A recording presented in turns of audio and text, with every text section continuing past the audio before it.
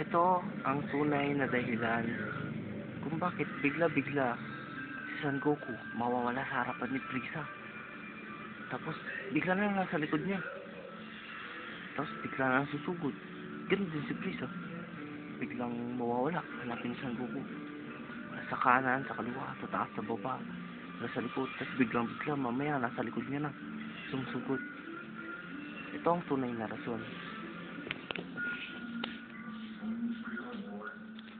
Kita natin ang Earth. Yun si Son Goku. Son Goku. Ayun na si Frieza.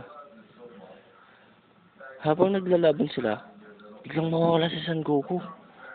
Yun, si Frieza na lang, hanapin niya.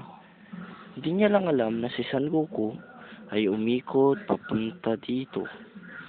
Umikot siya hanggang papunta sa likod niya. Si Son Goku, napunta na sa likod niya. Biglang susugod yan. Hindi alam ni Frieza na yan ang technique ni Son Goku. Ngayon, abang nandito na si Son Goku, si Frieza rin. Biglang tatakas yan sa sobrang bilis niya. Iikot siya sa Earth. Pag umikot na siya sa Earth, biglang mapupunta na rin siya sa likod ng Son Goku.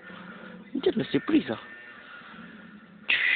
Ay, wala palang sungay si Frieza. Hehe. Frieza pala to. Yan. Hanggang